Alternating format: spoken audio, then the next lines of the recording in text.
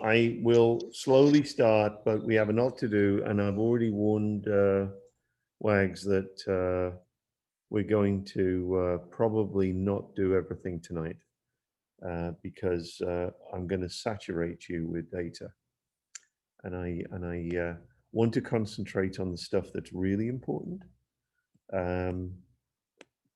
But I've got several topics to do, so I might just hold off on a couple of topics. So I'm going to share screen right now.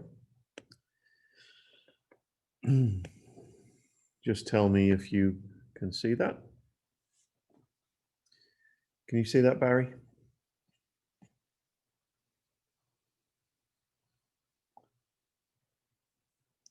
Hello.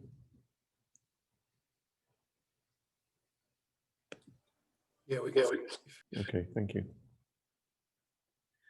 All right, so tonight we've got a topic on MOLST working codes, TOR, pronouncement of death in the field. So the common theme in this is death and avoiding it.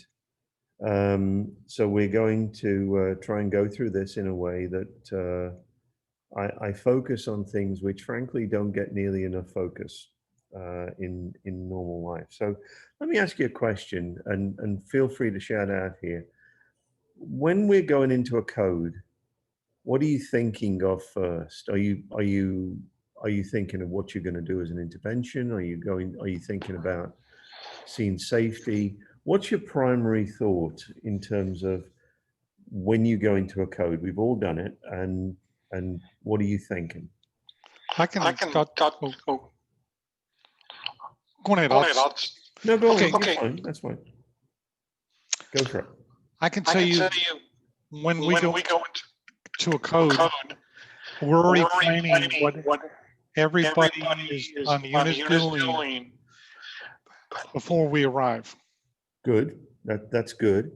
And then do you ever think about your first intervention as to what you're going to do? I mean, are you going to go and what's the first action you're going to have when you get through that door? Can I say? So all our scene safety? Yeah, sure, go for it. The immediate thing I'm looking at when I get into a door is obvious signs of death. Okay. If this is even something we can work. So you'll see where I'm going with this, because the first thing I'm going to do is tell you what we're going to learn. I'm going to concentrate first of all on the MOLST form, and the reason I'm going to concentrate on the MOLST form is because it is probably one of the most complicated things we do, which we don't understand. Very, very poorly taught. It's usually glossed over, and I'm going to spend at least 20 minutes talking about it tonight so that we understand the relevance of the MOLST form and what it means. So we all know what a MOLST form looks like. Maryland Medical Orders for Life-Sustaining Treatment. There are 2 pages there. What are we interested in, if any? Both, one, or neither?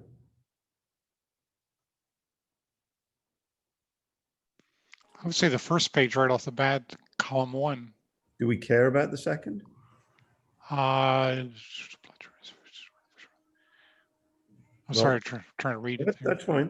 I'll answer the question for you. Okay. So as EMS providers, we solely 100% care about the first page. The second page is nothing to do with us. And it actually says orders in sections 2 through 9, which is the second page, do not apply to EMS providers and are for situations other than cardiopulmonary arrest. So they only apply to situations that occur in hospitalized or long care environments. They do not apply to emergency situations. So the first page is all we care about. That's the first thing that we're interested in. The second thing we're interested in is it a properly formatted form, or does it even exist? So how many times do we go into a code and we go and we look at the patient Tori, you did well on the, have I got a viable patient? Should I be doing anything at all? Because is the patient dead? But before that, when we're going through that process of what happened, doesn't necessarily have to be the lead. It has to be somebody on the team. We should be searching for that that MOLST form. Is there any paperwork? Now, most bystanders don't know what the hell a MOLST form is. So when you go in there and say, have you got a MOLST form? What? Sorry, don't know what that is. However, if you say, is there any documentation? Have you got any paperwork? Did they have any paperwork to tell us what their wishes are? If you know you're going into a cardiac arrest, or somebody that thinks they have a cardiac arrest. Okay.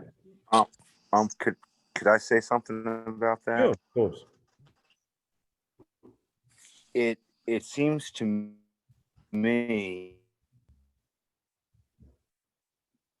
I don't think you know, unless they can produce the form and show it to me. I know that it doesn't count if they say, hold on, wait a second, I got it around here somewhere. I'm not going to put up with that. We're going to keep on working. It's my understanding. So you're absolutely until right. somebody puts a form in front of my face. That's exactly right. And I Right. think the way you handle that in terms of, well, we're going to continue to do interventions because we're legally required to, until you show us the documentation. So if you could concentrate on getting us the documentation, sir or madam, then we will read it as soon as you've got it, but we have to continue. We've got a legal obligation, which is absolutely correct, right? That's exactly what we must do. But we also must remember that the person that's in the dilemma of being potentially deceased has probably talked to that person at some point about their wishes. And this is when it's very traumatic for a family, because they know exactly what that person wanted. And now they don't know where the paperwork is. Doesn't matter, we've still got to do our job. But it's very important that we communicate in a civil way to them to explain we have a legal requirement that we have to do what we have to do. And we will immediately terminate if they can show us that they have the paperwork. The other things that we'll come across, and I'll talk about it in a minute, is the problem associated with conflicting orders. So for instance, I've had a brother and a sister. One will say, I want you, no, I want you to do CPR. The other one will say, no, I have the paperwork, it's just that I haven't got it here, right? And what do we do? Well, the answer is if you don't have the paperwork, we're going to do it anyway, whether you want us to or not. But that leads to extremely contentious situations. I've actually had a situation where a sister has pulled the paperwork out of the hands of the brother and torn it up in front of me. We'll talk about that. So the first thing we need to do is make sure we've got a properly formatted form. Let's assume that the paperwork arrives, that we have a properly formatted form. So we need to know that it's the patient's name is correct. We'd like to know the date of birth. Obviously, if it shows 1984 and the person is 70 or 80 years old, then the probability is it might not be the right person. Is it the right gender? Okay, that's an easy one. And is it properly signed by an appropriate person? We'll talk about who an appropriate person is, and is it dated? Okay. So those things must exist on the form and they must be correct. Again, personal experience. In a healthcare facility, I've had a form put in front of me to say, yes, this is their MOLST form. And it wasn't the MOLST form of the person that was on the bed who was suffering from cardiac arrest. So, oops, right? That's a problem. They just picked up the nearest MOLST form, throw it in front of me and hope that I wouldn't notice. So we're going to look at what the critical elements of this are. We want to know it's the correct patient. We want to know the name of the patient, ideally date of birth, gender, And we're required to recognize a physician signature, a nurse practitioner signature, or as of October the 1st, 2013, a physician's assistant, right? I do not believe, according to all of the protocols I looked at overnight while I was trying to do this, that a nurse is a practitioner that can sign a MOLST form. It has to be a nurse practitioner. Different, all right? The signature and data required to validate the order, and we will accept stuff that's on the old form as long as it's been co-signed by a physician assistant. We're not going to argue that form is still valid under modern 2020 law. That's possible, by the way, because you can have a situation where there may be somebody had a MOLST form and then a physician assistant might have signed it. Talk about that in a minute. But you've got to be diligent, right? You got to be diligent. You got to look at this very, very carefully and establish whether you've got a valid form or not. So it's really important. Sorry about this, guys. We kill this. It's very important to know what the form looks like, to know what it is that you're supposed to be looking at, and to know when it isn't properly formatted. So Dave, would that be a good idea to have a second provider look at everything just to confirm everything, just like you do medications? So you made a great point at the beginning of this, that you go into a code with a team. And depending on where you are in the process of the code, that team might change roles. And it's very important that you go in with the idea that one of your team is going to manage the collection or the hunt for a valid MOLST form, so that you're not distracted from the processes that you've got to carry out. Okay, so let's talk about what I call influencers. Well, she's got a living will. We went to an attorney. Do I listen to them or not? In Maryland, a living will is not a statement for the EMS environment. It doesn't tell you anything. We are not attorneys. If you read a living will, it will probably give you something of the order of 5 or 6 pages of document. And by the time you've read it, you'll be old, right? So we don't have time to read living wills. That's why living wills themselves are not documents that we pay any attention to. An unexecuted form or an incorrect executed form. Kind of an easy one, but that's a no-no. You don't do it. A destroyed form.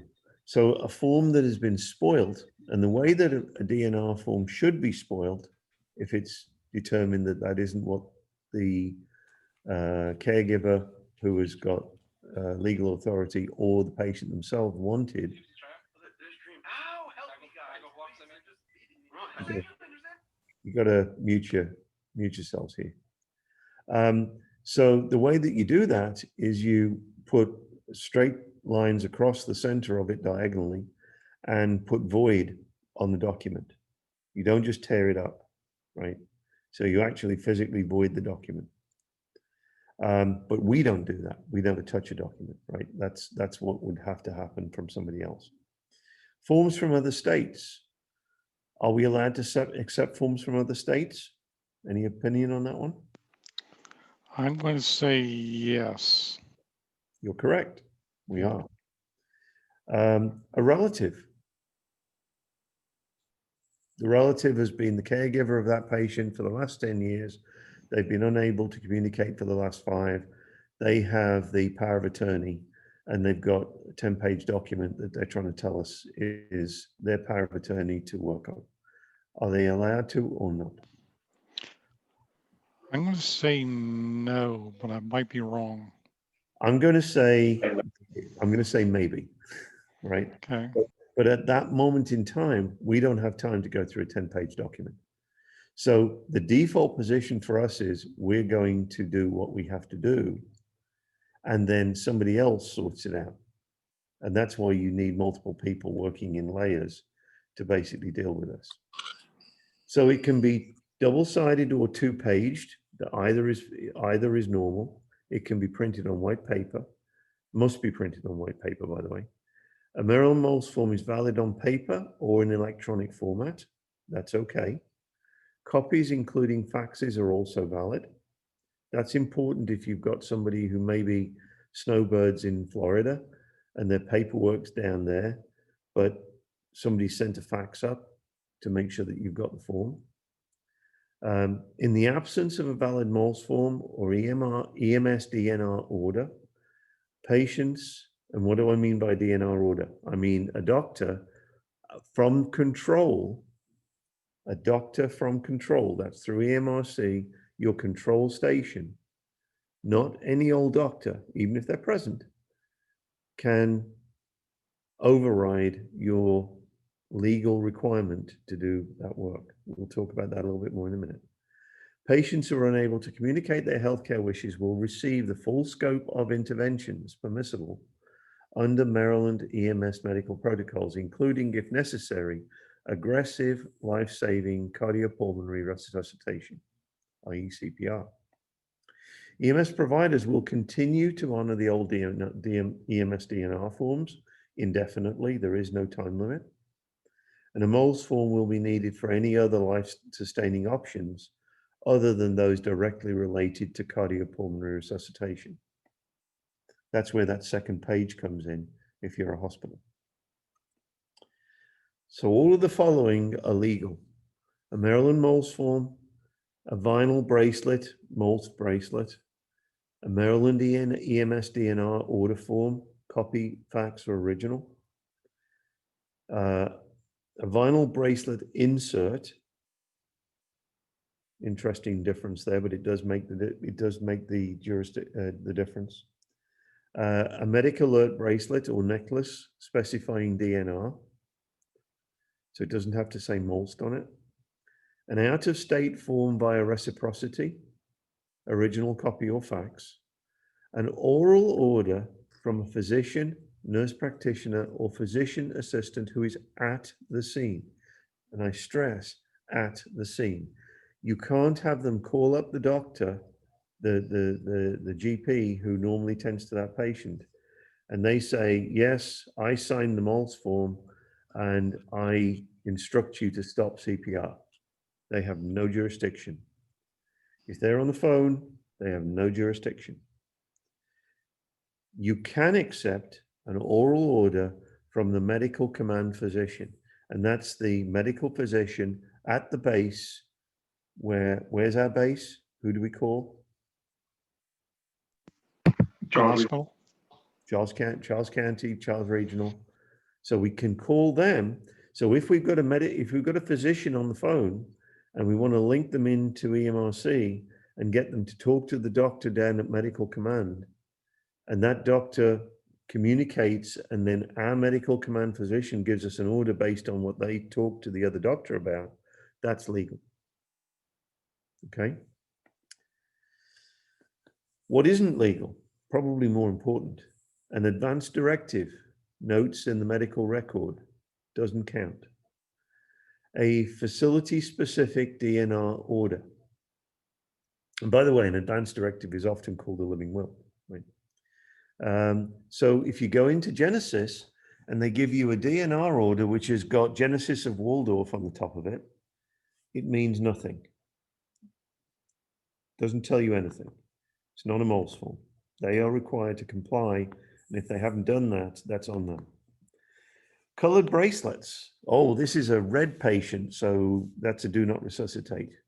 We don't care. We are colorblind. It does not matter. Nothing to do with color is anything to do with MOLST. If it's a medical alert bracelet that says MOLST, we'll accept it, and it can be any color you like. Orders written on a practitioner's prescription pad. So a practitioner has actually written do not resuscitate on their prescription pad and signed it as if it's a medical prescription. That is not legal. Cannot accept it. I got a question then. So you said the medical MOLST bracelets are accepted. When you look at the MOLST form, only block 1 pertains to us. will they receive a medical bracelet for blocks 2 through 9? No. So they can only have a bracelet if they're refusing resuscitation care. Is that correct? So, excuse me a minute. I apologize. So what the MOLST is doing is telling you multiple things. It's telling you primarily that you do not do CPR in the event of cardiac arrest. That was every version of MOLST tells you don't do CPR in the event of cardiac arrest. There are some flavors and variations on a theme, but that's what the MOLST bracelet is telling you. And that is all that it's telling you, because it can't tell you any more. And we don't care about what the second page says. No, I'm tracking that, but that's what I wanted to clarify, because I want to know that they can get a bracelet. That they get a bracelet if they do not choose, if they just say, I do not wish to have blood transfusions, if that's required, allow me to expire. But any other option like CPR, I want CPR, they would not be able to get a bracelet. So if someone's got a bracelet, I'm only worried about that person said, I don't want CPR, correct? I'm going to say yes, but let me cover that more completely in the next couple of slides. Okay. DNR stickers. Can't have a DNR sticker. There's nothing that you can stick on the headboard of a bed, because unfortunately, Joe might have deceased this morning, and Frankie might be in there this afternoon, and nobody took the sticker off the headboard. Right? That's really unfortunate, and it's a bad day for Frankie. All requests from family or caregivers.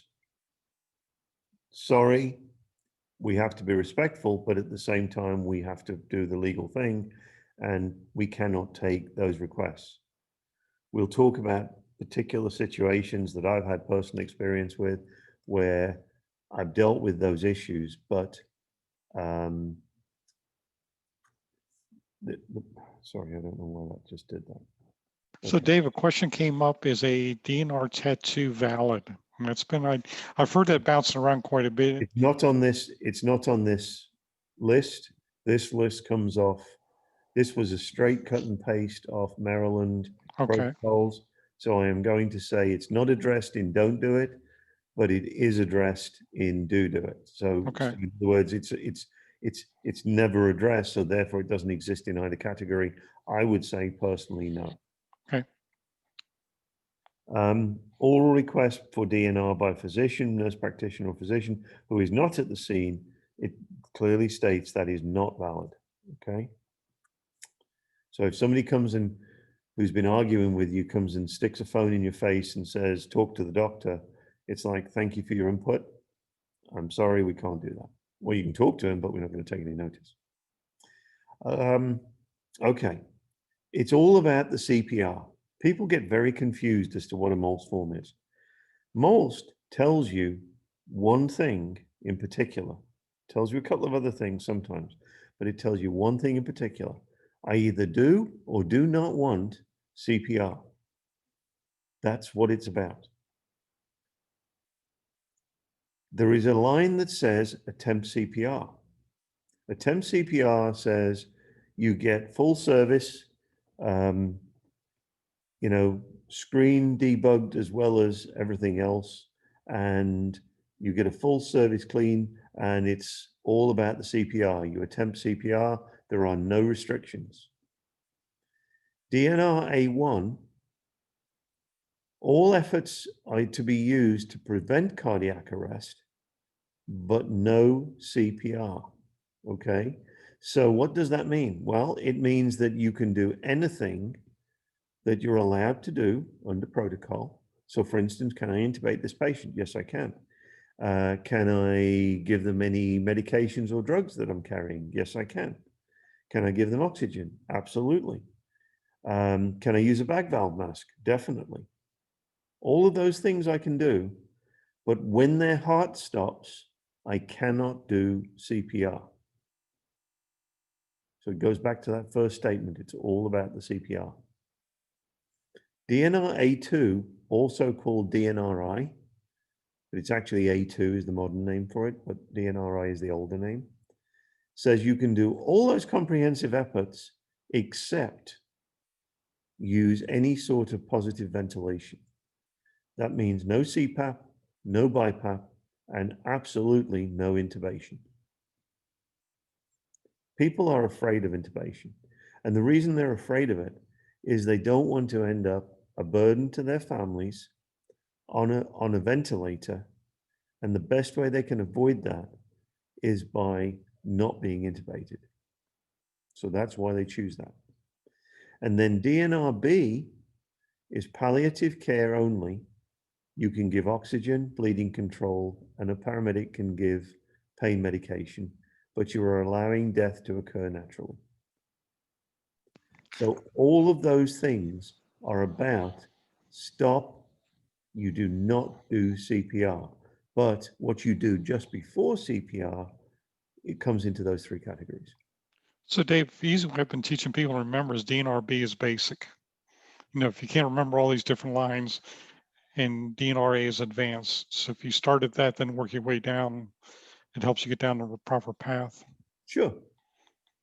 Now, where can this go wrong? And here I'm going to give you a C story, right?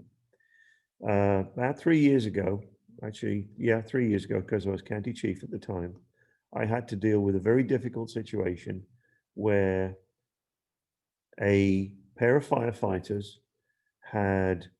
one of them was an EMT, had gone into one of our institutions, and they had a lady who had witnessed cardiac arrest. She had in her room an envelope which had MOLST on it. The envelope had MOLST on it. They came to the conclusion that she had a MOLST and left. A paramedic came in 3 minutes later, opened the MOLST envelope, and the first thing it said was attempt CPR. She resuscitated the patient. However, the patient was brain dead. So it's really important to understand that simply the word MOLST means nothing. And you would be amazed at how many people don't understand that a MOLST form is not the same as a 9mm to the brain, right? It does not mean that. It means exactly what it says. Sometimes it can mean just the opposite, which is use all possible means to resuscitate me. And that includes CPR. So be careful about that. So my keynotes, and this is what I try to do on each section, is I'll leave you with keynotes to remember. Know your document. Go and download one. Read it. Be familiar with it. Know the law. Understand what the law is. There is an excellent website called marylandmolst.org. There are also a couple of websites which are kind of explaining to people how they would choose whether they wanted to have a MOLST or not. And there is also the state attorney's office that has website content related to the actual process of MOLST. So there's plenty of documentation out there, plenty of information. So it's important you really know the law, right? Have a plan.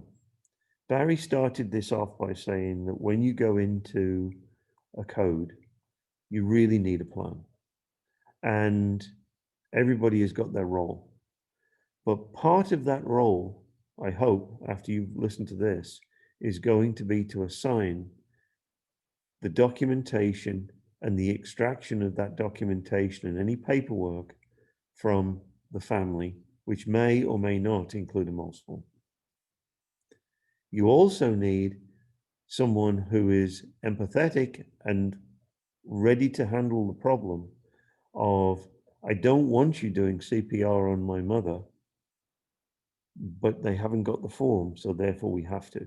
And now I'm going to go into the second C story. It was a stage 4 cancer patient. She was 92 years old. She had suffered cardiac arrest. I was going to work. I happened to be right next to the house as the call came out. So I stopped, went in, and I got there before the first ambulance arrived. The family explained that the mother did not want CPR and that they had a form somewhere, but they didn't know where it was. Legally, I have no choice. I have to go and work that patient. I'm dealing with a 65-pound, 92-year-old lady in stage 4 cancer. I treated that patient respectfully. I spoke calmly to the family. I explained that I had a legal obligation, but as soon as I could determine there was no indication of life, I would terminate any CPR. And I found enough evidence in that patient to say that that patient was unsustainable. And I did that via morbid lividity. All right. So I established that basically because I found what we'll talk about later, which is signs and symptoms of an unsustainable patient, that patient had been dead for a considerable period of time and there was morbid lividity. I didn't know how long, I couldn't call the time, but I made that decision. And I will stick by that decision. Anybody who's listening to this can work out how aggressive I was or not, but I was not aggressive at resuscitating that patient. So Dave, actually, I got caught up on something very similar where I went to a subject or trouble breathing for a hospice patient. And I asked when I walked in the door, where's the hospice nurse? She wasn't there. I asked, where's the DNR? We do not have one. And actually my assistant kept arguing with me, you cannot do anything. I said, look, I have no DNR.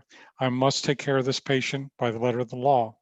But it was it got to be very Now, tense. were you in Maryland or Virginia? That was in Virginia, actually. Well, I don't know what the Virginia law is.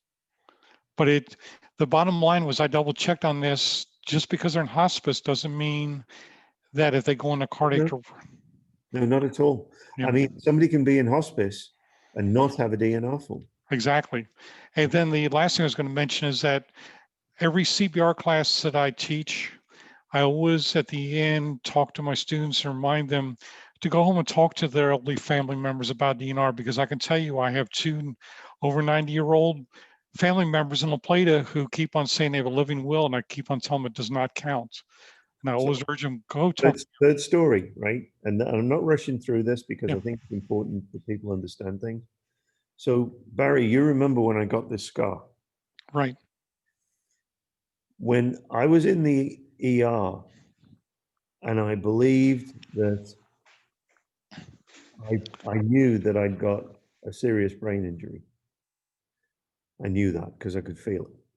Mention a quarter depression in your skull probably tells you that, gives you a hint. I actually was conscious enough to say to the doctor, give me a DNR form, give me a MOLST, and I will sign it now. Because I had the same fear that I did not want to end up a vegetable as a burden on my family. That doctor actually said, you're not mentally competent at this moment in time to sign a DNR form, and he wouldn't let me sign it. 3 months later, when I went back to the hospital to thank them, he told me the reason why he said that, because he didn't really believe it. He knew damn well that I was well aware of what I was saying. He said, I can't fly you unless you're RSI'd. And if I RSI you, I can't intubate you if you've got a DNR form. I would have killed you by giving you the form. So these things are not always simple. Let's move on. So let's talk about the working code. So we've gone into the house, we've decided that we've got the appropriate ability to start CPR and do what we're going to do. Well, what are we going to do? And I put in a note there. I'm not going to go through the whole code process. Any medics who are in on this, and I don't think there are any right now, know how to do a mega code. Any BLS providers, you know what to do when you're in the middle of the process. But let's just go through it. So the patient is in cardiac arrest, and you're going to make attempts to resuscitate. High quality CPR, backboard in place, 2 rounds of CPR before the Lucas 3. Does everybody know that one? That's a change that came in this year. Actually, last year it came in. 2 rounds of CPR before you try attaching the Lucas 3. Listen to the direction of the team leader. There should only be 1 person speaking. Be quiet unless you see something, and then you say something.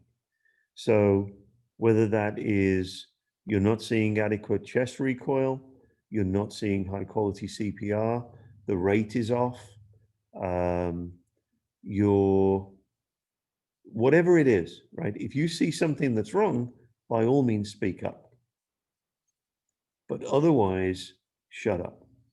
Because the last thing you need is distraction of 2 or 3 people yakking away, arguing with each other about what to do next.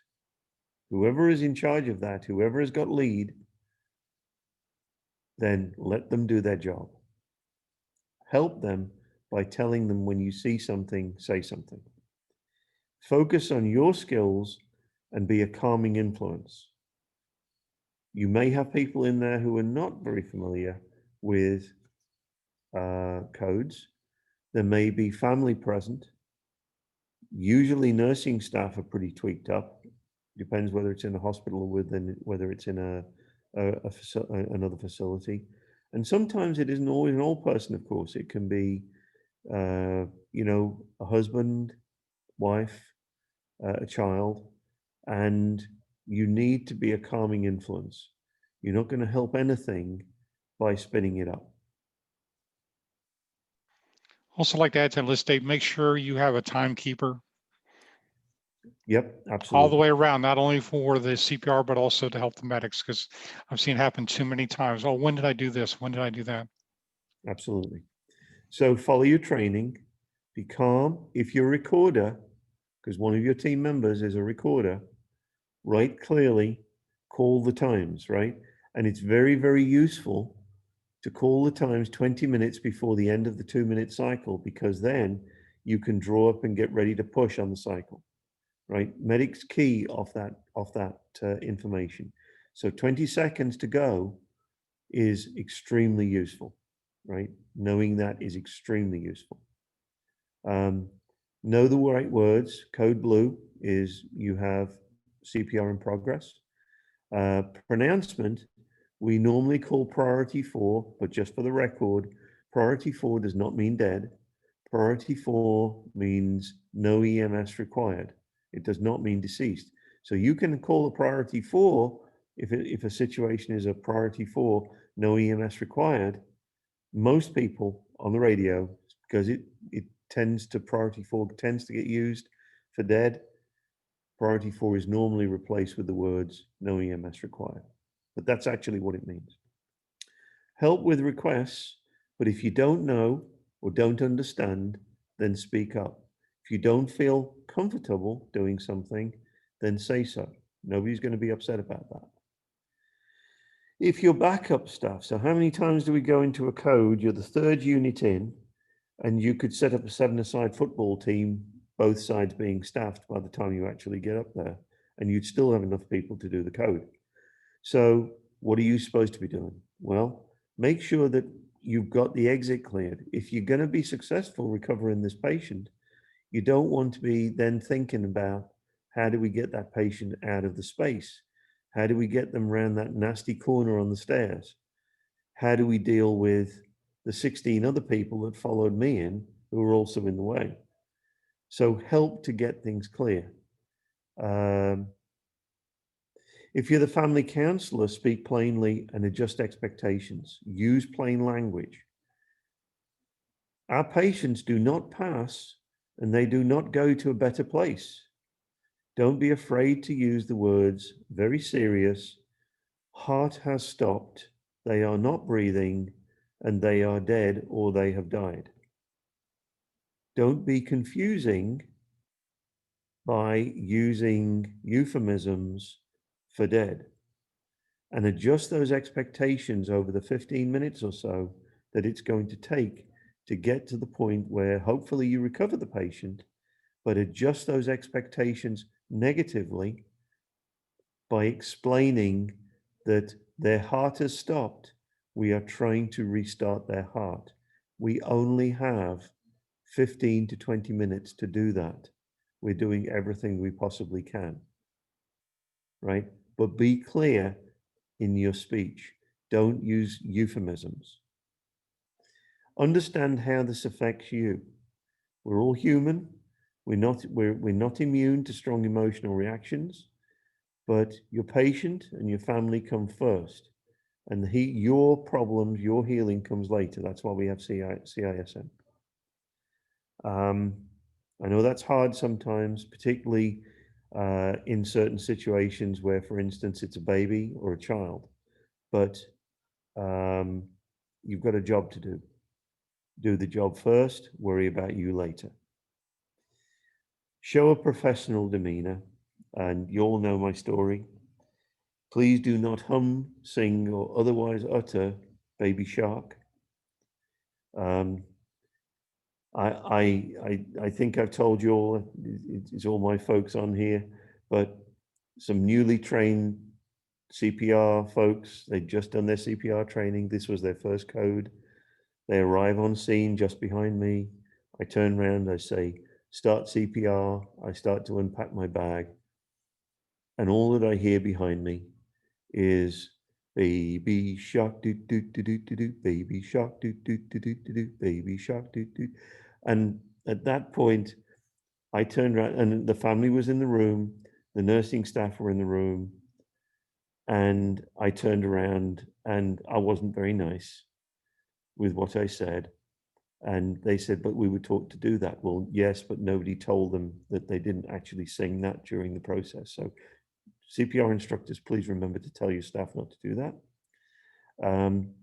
I've seen very, very poor behavior, particularly where you've got drug overdoses or people where perhaps there's less empathy, where people have made totally inappropriate comments, but the family has been in the room. Don't do that. It's somebody's mother, daughter, son, spouse. So always be respectful. Exemptions from on-scene resuscitation. So we always do on-scene resuscitation unless, and these are the conditions, where physical barriers prevent resuscitation. Now, a good one here would be, I had a code with Lurch, and we were in the middle of, I want to say Middleton Road, in the median, on a pouring down rainy night in about 3 inches of mud, and it just was impossible to do resuscitation on this collapsed patient in that position. So that way we had to load the patient up, get them into some area where we could actually see what we were doing. Where clinicians are in danger, what do I mean by danger? Well, one of the least thought of is electrocution, is chemical substances like gasoline, where you're in a structure collapse, where you have traffic around you, or where you're in an active shooter situation. So if you're in danger, don't be doing CPR in the middle of that. You need to move your patient to somewhere where they're not in danger. Pregnant patients. You never do on-scene resuscitation with a pregnant patient, because the pregnancy, if you can keep that person perfused, right? If you can keep that mother perfused, even though the mother is dead, you can keep the baby alive and get that baby to hospital so that they can get an emergency C-section, even though the mother is actually clinically dead in the process. Patients in cardiac arrest, secondary to hypothermia or submersion. And this goes back to they're not dead until they're warm and dead. right? If somebody is hypothermic, particularly children, or they've been submerged, particularly children, they can still be recovered in a cardiac arrest. And I think the record at the moment is something like 52 minutes with full recovery. Effectively, I guess the closest description is some sort of stasis. Nobody really understands it, but hypothermia or submersion, you get that patient moving as quickly as possible. However, I'm going to caveat that with treat that patient like eggshells. They are absolutely the most fragile patients you will ever get. Gentle, gentle, gentle, but fast. Okay. Termination of resuscitation. How am I doing on time, guys? Let's just check here. How am I doing? I got 7:59. I mean 7:50. Sorry. Okay, I'll try this one, see if I can get through. EMTs and paramedics have a legal authority to terminate resuscitation and pronounce death in the field. So learn how to do it properly. I'm going to concentrate quite a lot on pediatrics, and this is a non-BLS skill. This is an ALS skill. We'll talk about that in a moment. But it has been expanded. Any paramedics in the room, TOR 2B, WAGs 1day 2B. This is a new pediatric termination of resuscitation protocol. ETCO2, sorry, less than 15 milligrams, administration of at least one dose of epinephrine. That's new this year. I would recommend that when you get into the field, you look that up. BLS clinicians may not terminate resuscitation in pediatrics. It's not allowed. BLS clinicians may not terminate resuscitations in pediatric trauma unless, and the first one, I'm sorry, was pediatric medical. Pediatric trauma, you can do it if ALS resources are genuinely unavailable. I swear to God, you do not want to be terminating a pediatric if you have a choice to let an ALS clinician do that. But the patient has got to have received, if you terminate, you've got to have received a minimum of 2 15-minute cycles of HPC CPR and, a minimum of 15 2-minute, which is 30 minutes, of HPCPR. And during those cycles, you've got to have no shock advised. However, you should never have to do that. For an ALS provider, you've got the same criteria, plus at least one dose of epi. The patient is in asystole for the whole period, has sustained ETCO2 less than 15, and in the judgment of EMS and law enforcement on scene, there is adequate social, emotional support and safety for civilians and professionals on scene. Now, what do I mean by that? So I don't think I know of any case where we have left a child on scene and left the scene, having called the code. It's just not smart. I could see it might happen in a medical case, in perhaps a situation where you had a child which was stage 4 cancer or something like that. But you've got to know that you've got family around. You've got to know that you've got high anxiety. And if there's any trauma involved, which we get to in a minute, then you've got to know that that's going to be a charge scene. So probably best to load and go. If the patient does not meet TOR criteria, continue resuscitation and reevaluate. So if they don't meet that previous criteria, you just keep going. Cardiac arrest, traumatic, not yet reached the 15th birthday. So this is an interesting difference between the adult and the pediatric. So a pediatric, when we're talking about TOR, is 15 and lower, or sorry, 15 or below 15. 15 and older is considered an adult. 15 and younger, or younger than 15, is considered a child.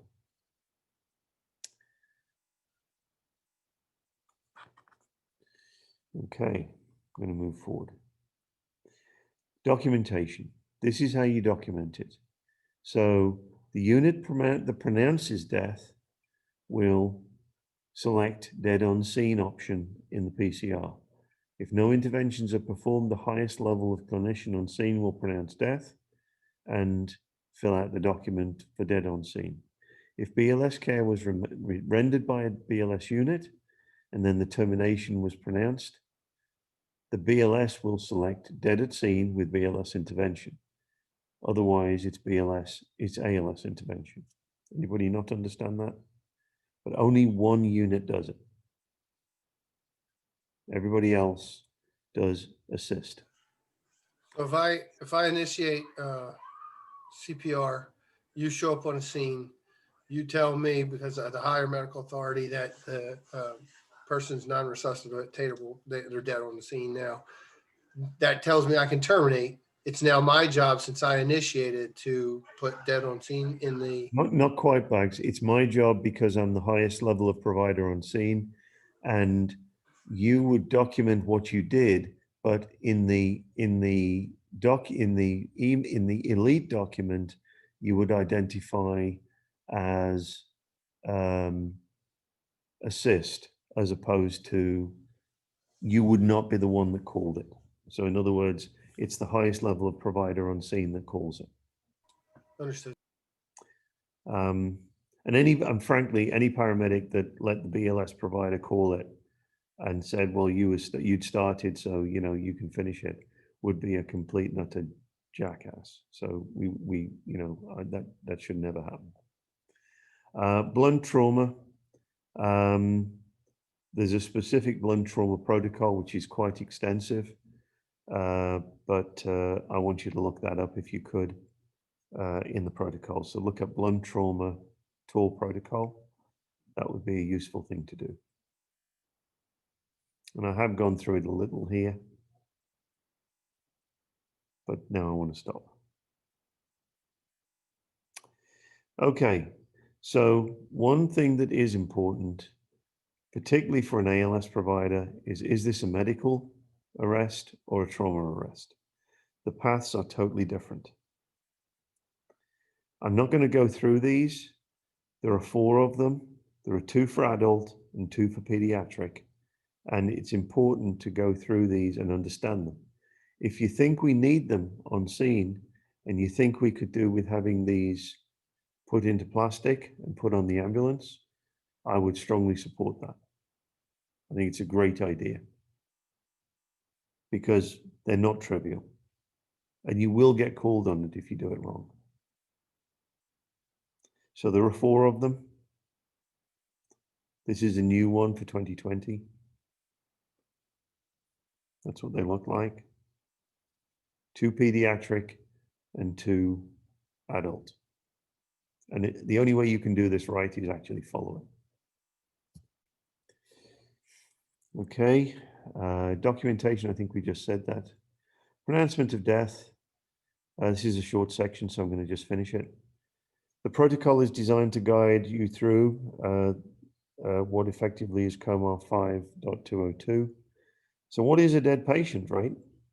It's defined as, in medical practice, irreversible cessation of circulatory and respiratory functions, or irreversible cessations of all functions of the entire brain, including the brainstem. You notice that's an or, not an and. Okay. Here are the signs of death for Maryland. Decapitation, that never goes well. Rigor mortis. Sometimes that's difficult if somebody's been dead for a long time, because actually rigor mortis sets in relatively quickly after up to like 20 to 30 minutes, depending on the temperature. But then after 2 or 3 hours, they can become nice and warm, and the stiffness goes out of the body. So now you end up with somebody who's not got rigor mortis, but they're clearly dead. So don't be surprised if somebody hasn't got rigor mortis. Don't let that fool you into thinking that they are recently deceased. Decomposition, that's usually a good hint. Dependent lividity, this is a very useful sign, particularly in that patient I was just talking about. If you can find dependent lividity, that is a sign of indications of pronouncement of death. It shows you that that patient has been down for probably 15 to 20 minutes, and you look for that lividity. One thing I would say about lividity, particularly when you've got to remember you're dealing with a crime scene, is that lividity is also used by forensics to determine whether a patient, or sorry, let's try not patient, a victim has been moved to a new situation after death. So in other words, if they're lying on their back, but they show that they've got lividity on their side, and when you came to the scene, they were on their back or they were sitting in a chair, but they clearly have lividity in other parts of their body, that shows that they died somewhere else, but somebody then moved them to that position. So be careful that you're not messing up forensic evidence. And that, of course, goes with the whole scene. Dave, for the general group here, would you describe lividity? Yes, it is. It looks like extremely severe, generalized bruising, and it's where the blood in the body pools into the inside of the skin. So it's a gravity-fed problem, right? So when gravity is not overcome by the blood pumping around the body, the blood pools into whatever the lowest part of the body is. And that's lividity. A pulseless apneic patient in a multi-casualty incident where system resources are required for the stabilization of living patients. What does that mean? It means that's a mass casualty, and you are checking to see if they are, what category they're in, and you're tagging them black, even though they were possibly recoverable. Because what don't we do? We don't do CPR. And EMS clinician has terminated resuscitation per the termination of resuscitation protocol, which means don't come in and start doing CPR on my patient that I've just terminated. That's really awkward. Don't do that. It's my problem. If I made a mistake, I'm accountable for it. Don't go and restart. There is no workovers here. And yes, that's happened as well. And the way to tell that's going to happen to you is you hear command, right? Because we all know command. Command says priority 4, pronounced by, or, priority 4 per CCSO. That's the first part of the sentence. The second part of the sentence is, have ALS resources continue in? And you know that what they're asking you to do when they say that is they're really not sure whether they're dead or not, but the police have said they are, and they want to make sure that they haven't made a mistake. And it wouldn't be the first time that they had. So just be ready for that one.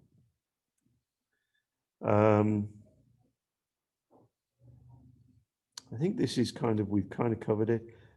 You must document the exact time and location of the pronouncement of death. And it's important that that goes on the radio. Notify law enforcement if they're not there already. And that, of course, as soon as you pronounce, that becomes a crime scene. As soon as you pronounce, it's not your body anymore, it's their body. Prior to that, it's your world, your planet, your body, not theirs. If death is pronounced during the transport, then you tell the hospital, but you do not deliver the patient into the ER. They don't want dead people in the ER. What they want is you to go in there, tell them that your patient was deceased during transport. They then have a process and a protocol that they will go through, and you will get the appropriate bag, and you'll bag that patient, and they'll go straight to the morgue. That can be very, very difficult if the family has followed you and is now waiting to find out what has happened to their loved one who is in the back of your ambulance and you're not doing anything, be prepared to deal with that.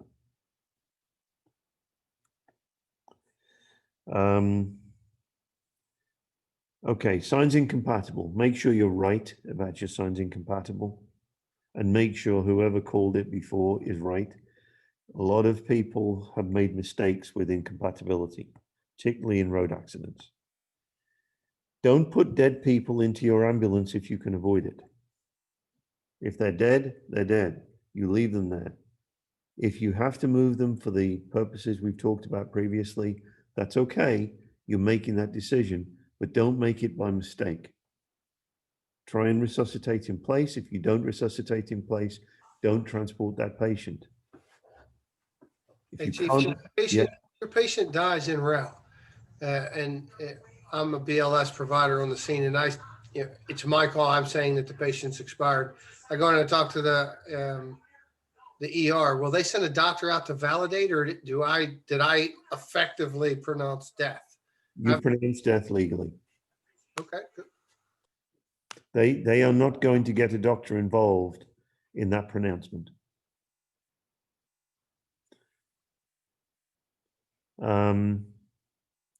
You may have to wait on scene for the ME, and you may have to wait several hours. They have to come from Baltimore.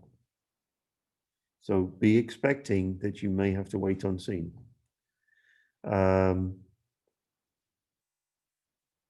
Do not, and this has happened, do not take the now deceased patient out of your ambulance and leave them behind. And I know that sounds absolutely ludicrous, but let me tell you the circumstances. There was a road accident not so long ago where there was a two-person fatality. The first arriving ambulance moved the first patient that they thought may be recoverable into their ambulance. They tried to recover them. They couldn't.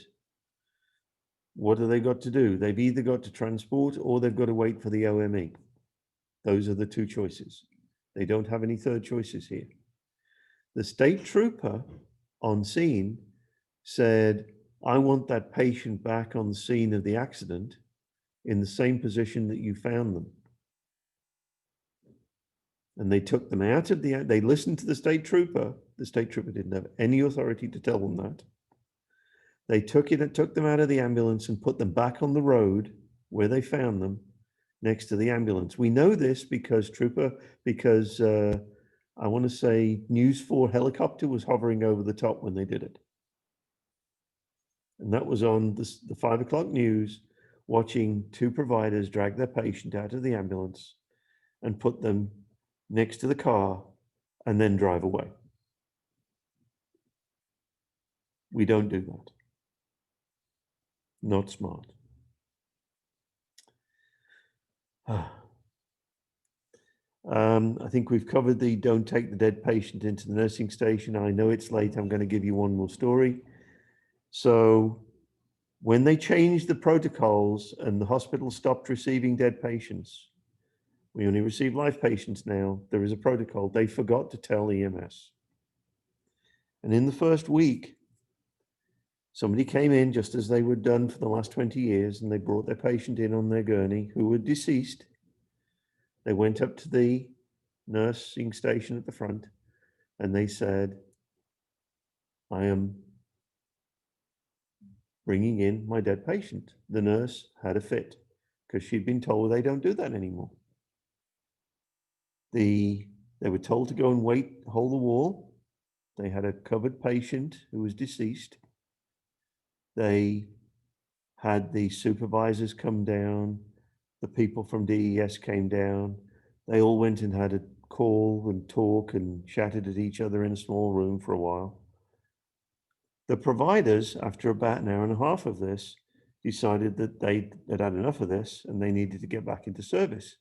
They noticed that there was a hospital bed in the corridor, which was pretty much exactly the same place that they were being. So they moved their patient, former patient, to the hospital bed, left them covered up, and left.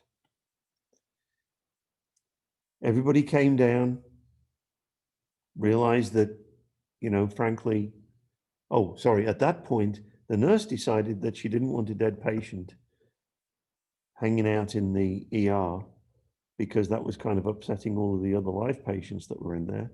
So she moved them into the linen closet. At that point, everybody came down from the meeting. The patient is gone. Obviously, something has happened to the patient, so therefore they must have gone to the morgue. They all went back to their jobs, having chatted at each other. The nurse then had a shift change, forgot to mention that there was a dead patient in the linen closet, and the next crew, the next set of nurses came on board. The first one to go into the linen closet realized that she'd now got somebody who had a cardiac arrest and started CPR. I think they were about 2 hours late. It sounds ridiculous, but it happened. So please bear that in mind, because don't forget that's somebody's son, somebody's mother, somebody's daughter, you know, not good, right? Let's talk about tissue donation, then we're out of here. So there is one case where even though you know you have a non-viable patient, you can still continue to oxygenate and keep that patient oxygenated. And I've had 2 of these. One was a pediatric patient, an 8-year-old that was struck by a car. And the second was a gunshot wound to the head. And I think, Barry, you were on that one. Yes, in fact, I use that a lot in my CPR classes, and there's a lot of very interesting aspects to that. It's a very good trainable for BLS students also. So in both of those cases, the patient was clearly deceased. They were not viable. However, in the case of the child, we ran that patient priority 1 to Children's Hospital with CPR in progress, and we did not call the code. Partly because the mother was on scene, and partly because we knew that we could keep that patient oxygenated until we got to the hospital.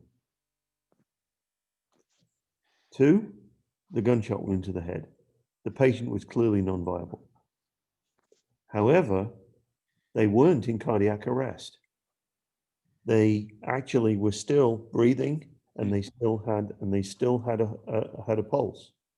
The helicopter had been called, and the command, we go again with command, on scene, decided that we could cancel the helicopter.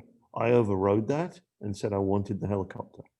Well, what are you going to do with somebody who's got a gunshot wound to the head? We're going to put them on the helicopter, they go to the hospital. The reason we did both of those things is both of those patients were ultimately allowed to, or the families allowed for their body parts to be, because one was I want to say 18, 19-year-old, the other one was an 8-year-old. And 7 other critical patients from each of those, so that's 14 patients total, either received heart-lung transplant or cornea donation or any of those other things that you can get from tissue donation. So I've given you the 2 examples. Don't ever forget that, right? Please don't forget that, because it's so rare that you find high quality donor parts. And if the family, the hospital will deal with that. They actually kept that child on life support for 2 days to keep the organs viable. And eventually the family said, okay, you can switch off. And we agreed to donation. And it's a huge thing. I believe the gunshot wound gentleman, they kept him alive for about 3 or 4 hours, something like that. Actually, 3 or 4, it was 2 days. I want to 2 say days, okay. Yeah, Right. yeah. They put him straight on the ventilator, and they effectively harvested the body parts once they got the family's permission. So in Charles, Montgomery, and Prince George's, the number for the transplant community is 703-641-0100. You can access this through EMRC. Okay, so really important that you get that. And they will start moving straight away.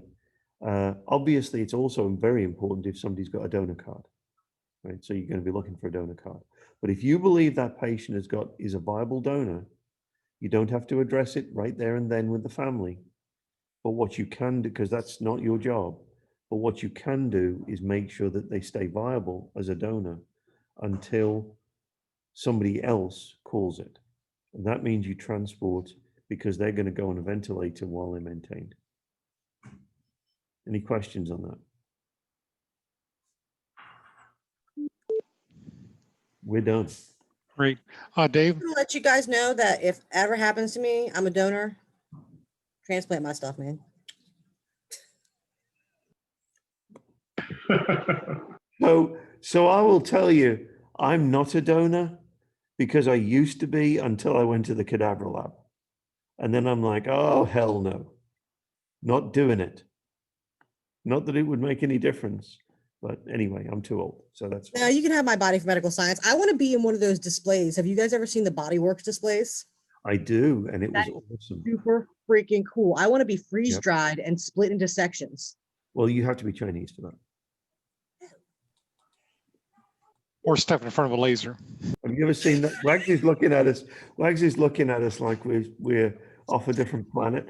So Wags, look up Body Works. Body Works. Look up Yeah. Body Works, and It it's is- a traveling show, and it's freaking awesome.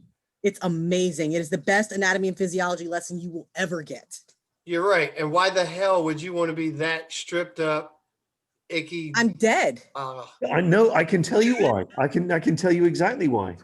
Because all of those patients were patients who'd been, I believe, sentenced to death in China, and they basically got benefits for their family, and they agreed to donate their body to science, and they were basically laser sliced, and they turned it into a world traveling show.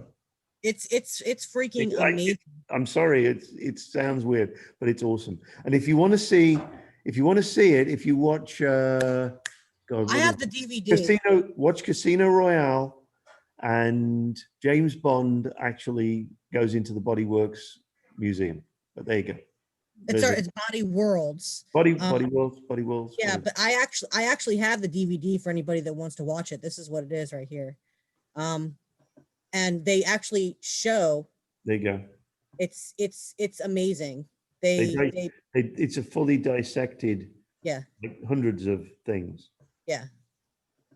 It's freaking awesome. So right now it's in Germany. They had it in DC several years ago. That's right. That's when they scooped it up for the James Bond show.